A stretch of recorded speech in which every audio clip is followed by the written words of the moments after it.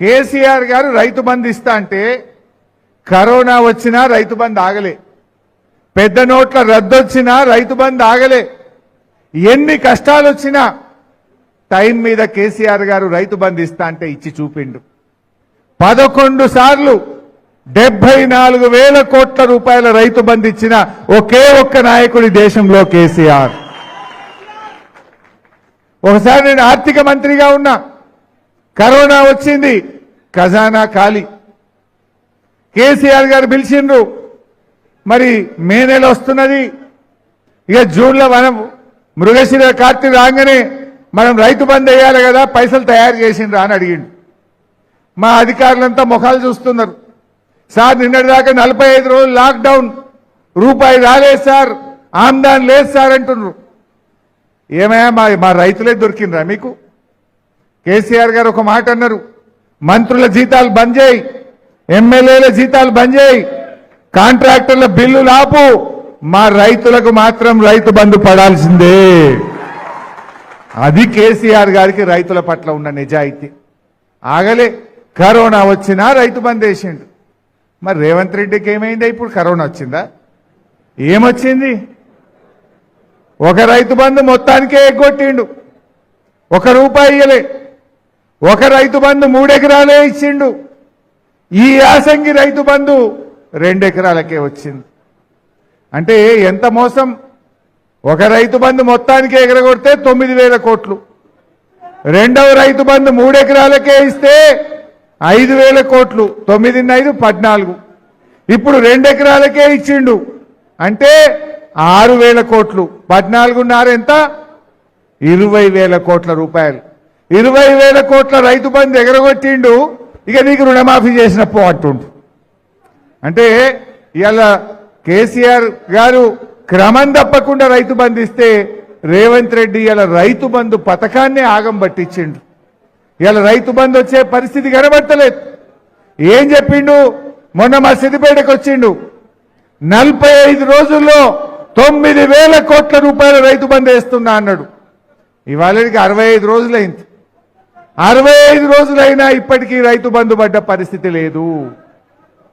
చెప్పుడు 15,000 అన్నాడు, 12,000 ఇస్తా అన్నాడు. ఆ ఇచ్చే 10,000 కూడా ఎగరగొట్టేశాడు. మరి రైతు బంధు సంగతి అట్లా. మీ అందరు గమనించిందో లేదో, రైతు బీమా కూడా బంద్ అయిపోయింది. 5 నెలలే. మీ ఊర్లలో రైతులు చనిపోతే రైతు బీమా డబ్బులు పట్టలేవు. ఒకసారి చెక్ చేసుకోండి.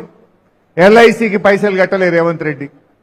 ఏం నేను అడుగుతా ఉన్నా, రైతు బీమాకు మించిన పథకం ఉంటుందా? దేశం మొత్తం మెచ్చుకున్నది. కానీ ఇలా కేసీఆర్ గారు పెట్టిందని చెప్పి దాన్ని రద్దు చేయడం నీకు తగునా అని నేను అడుగుతా ఉన్నా. ఎల్ఐసికి డబ్బులు కట్టక 5 నెలల నుంచి ఇప్పుడు రైతు బీమా పథకం కూడా ఆగిపోయింది. రైతు బంధు బాయే, రైతు బీమా బాయే. ఎరువులు కేసీఆర్ గారు ఉన్నప్పుడు ఎప్పుడన్నా ఎరువులకు ఇబ్బంది ఉండేనా? అసలు లైన్లు కట్టినమా? రేవంత్ రెడ్డి వచ్చిండు, ఇవాళ ఎరువులకు ఇబ్బంది వచ్చింది. ఇప్పుడు ఎరువులు కూడా రాకపోయాయి. ఇక 4వది వడ్ల సంగతి. పెద్ద జీవన్ రెడ్డి గారు చెప్పిండ్రు, తరుగు లేకుండా ఈ రాష్ట్రంలో ఎక్కడన్నా వడ్లు కొన్నారా? ఎక్కడ చూసినా 4 కిలోలు 5 కిలోలు తరుగు పెట్టుడే. 43 కిలోలు పెడితేనే మేము దించుకుంటామంటున్నారు. 43 కిలోలు పెడితే 5 కిలోలు కొనేవాయి. ఇంత జోకినాక వాడు 15 రోజుల దాకా దించుకోడు. 15 రోజుల్లో ఆడికి పోయే వరకు దాని బరువు తగ్గుతుంది. మళ్ళా మిల్లోళ్ళు కటింగ్ పెడతా ఉన్నారు. అంటే ఈ రాష్ట్రంలో 1,000 కోట్ల రూపాయలు ఇవాళ నష్టపోయినటువంటి పరిస్థితి. రైతులైతే పాపం 40 రోజులు 50 రోజులు వడ్లు అమ్ముకోవడానికి, మక్కలు అమ్ముకోవడానికి ఇలా పడిగాపులు కాసింది. కొన్ని చోట్ల సంచులు సెదలు పట్టినాయి. సెదలు పట్టినా కూడా వడ్లు కొనే పరిస్థితి లేకుండా పోయింది.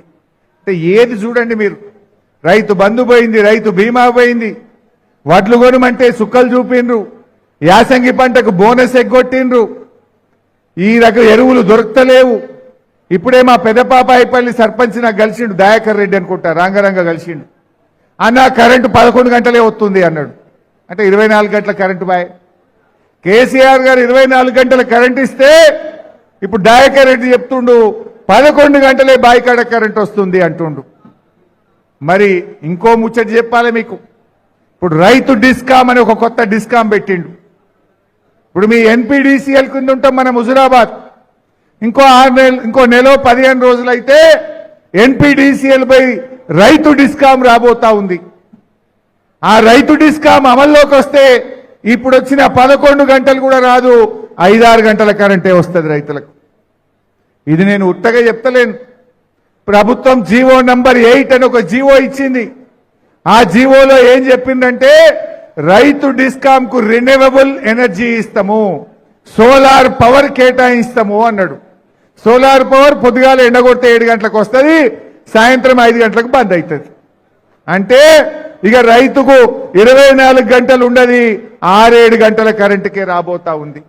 అంటే రేవంత్ రెడ్డి ఈ రైతు డిస్కామ్ పేరిట 24 గంటల ఉచిత కరెంటుకు ఉరేస్తున్నాడు, రైతుల్ని ఆగం చేస్తా ఉన్నాడు. అయినా ఇంకా రైతులు ఎవరు నోటేస్తారా? కరెంటు బాయే, రైతు బంధు బాయే, రైతు బీమా బాయే, ఎరువులు రావాయే, వడ్లు కొనవాయే. ఇంకా ఎవరైనా రైతు అనే వాళ్ళు ఓటేస్తారా? అందుకే నేను అన్నా ఇంకా రైతు అనే వాళ్ళు కాంగ్రెస్ ఓటేసే పరిస్థితి లేదు.